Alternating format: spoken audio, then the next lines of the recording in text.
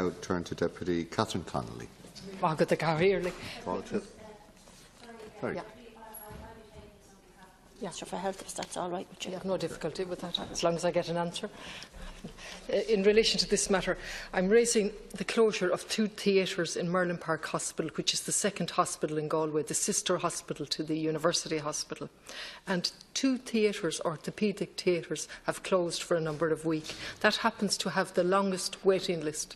And indeed, one of the previous consultants in the last few years referred to the fact that he was dealing with patients from the last century.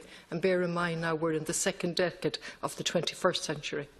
Now, it's bad enough that the 2 theatres are closed as a result of a leak, and none of us can make out how the leak wasn't detected before this, because there was an inspection of the building, I understand, in 2016. But patients have been left completely at a loss. And I'll just bring home the acuteness of that to you. A mother has written to me about her 20-year-old son. He's done 3 years at college. He took a year out in relation to getting, at 20, a full hip replacement. She has no idea when that's going to happen. He's currently on disability. She's at her wit's end. She has discussed it with the consultant, obviously with her son, and the consultant informed them that he has no idea what's happening. He's totally frustrated with the system, and communication seems to be totally absent in relation to this matter. We're reliant on bulletins from the local radio station, and we know from that 60 patients at the very least are having their procedures cancelled every week. Now, this is one specific issue on top of a system that's creaking, which I highlighted earlier today to the Minister for Health.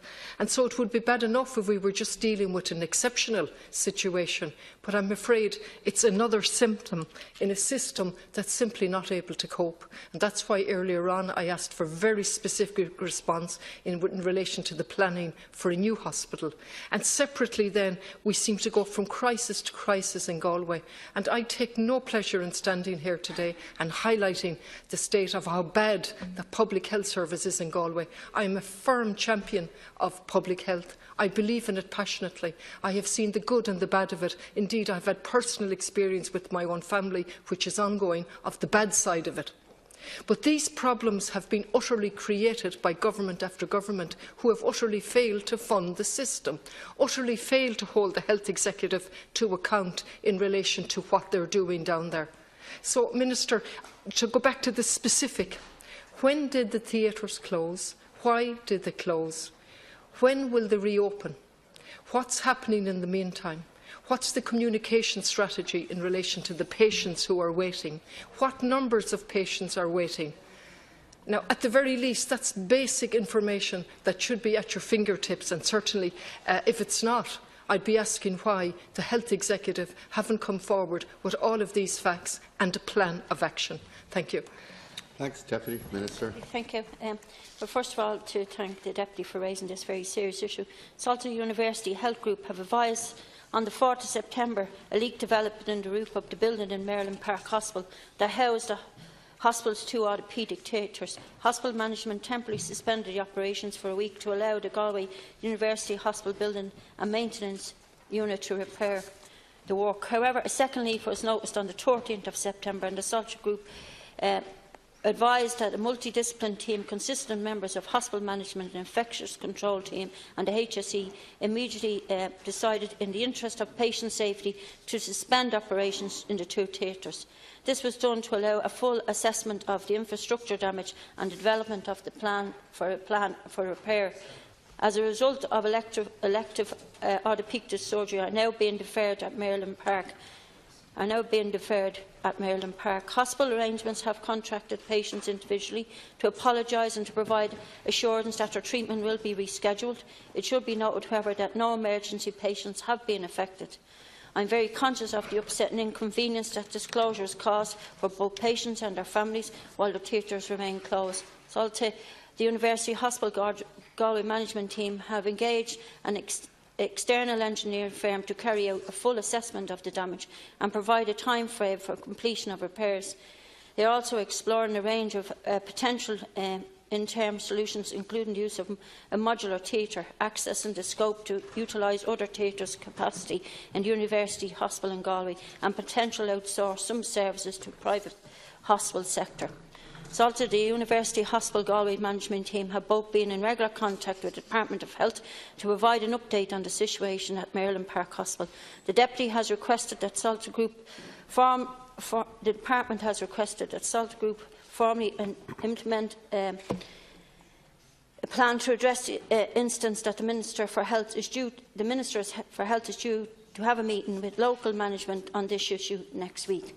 I assure the House that reducing waiting times for the longest waiting patients is one of the Government's key priorities. Consequently, Budget 2017 allocate $20 million to the National Treatment Purchase Fund, raising to $55 million in 2018.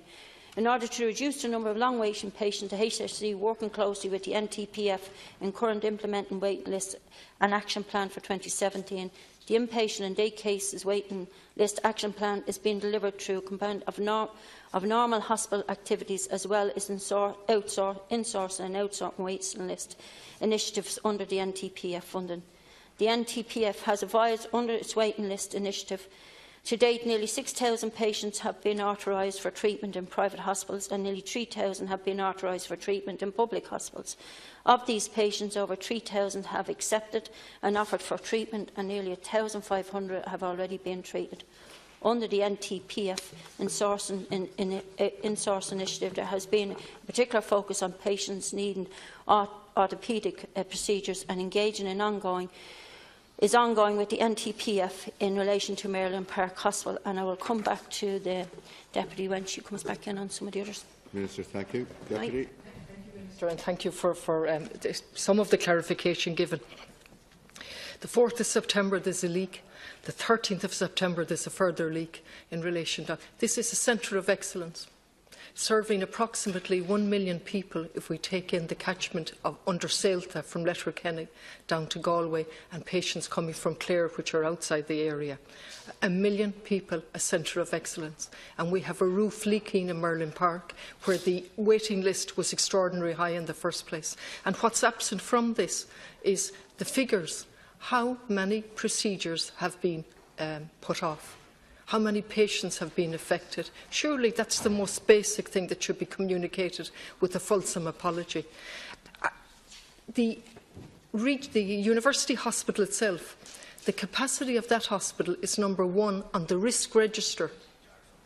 Well, just repeat that now. The capacity of the regional hospital, which apparently is in a better state than Merlin, is number 1 on the risk register compiled by the hospital. That's why they're looking for a new hospital in Galway. And then we have Merlin Park with extraordinary lists in relation to the outpatient lists and people in pain. And I've only read out one example. So, you see, I want to work with the government, and I certainly want to champion public health, but this doesn't help. This doesn't help in any way. If the health executive had come out and said, look, there's 1,000 patients waiting, or 500 or 200, and this is what we're going to do, and it's only a matter of a few weeks, and then when we assessed the hospital in 2016, none of this was apparent, or it was apparent and we ignored it. Just basic communication skills so that we can reassure people and not insult them. I don't mean, Minister, that you're insulting them. I realise you're doing your best with this answer. I welcome the fact that the Minister is going to Galway, and I certainly would like further specific details. The contingency plan, what does it mean? Where are the patients going to be treated? How many are being treated? How long will they have to wait? And a fulsome apology to them from the health executive. Thank you. Thanks, Chair. Well, it'd be my opinion that the Deputy and her concerns and her frustration is what's happened, but unfortunately, Deputy, this was unforeseen, and I know the time now has stretched out a piece, but as the Minister has explained, he will be visiting this week, and the position then will become, I suppose, more apparent to what's going to happen, what plan is going to be put in place, and what procedures have been cancelled, and how other patients will be brought into the system as the weeks go on. All I've given you is all the estimates I have here of numbers, so I can't give you anything different. But I will, however, according to this, on the 19th of September, The Salter Group approved 80 patients had been impacted by this issue, and they have contacted them to advise them that their procedure would be deferred and be rescheduled at a later date. They also estimate that 60 patients per week, as you said yourself, are treated in the theatres concerned. So it is a huge impact on, as we all know, an overburdened health service where people, particularly with orthopaedic illnesses and the needing surgery, need to be attended to as quickly as possible. So I will bring your concerns to the Minister, but I will also emphasise that after he meets the group in the hospital, that he will come back to you with a proper outline of what the plan is and how people are going to be treated over the next coming months and weeks, or weeks and months, whatever it may take long to repair the roof in the hospital. But I think there may be other necessary repairs that might need to be done as well, so maybe that might add some time to it as well. So I certainly, Chair, will come back I will go to the Minister and ask him to come back specifically to the Deputy on this matter when he returns from meeting people in the Galway Hospital. Is that okay? Okay.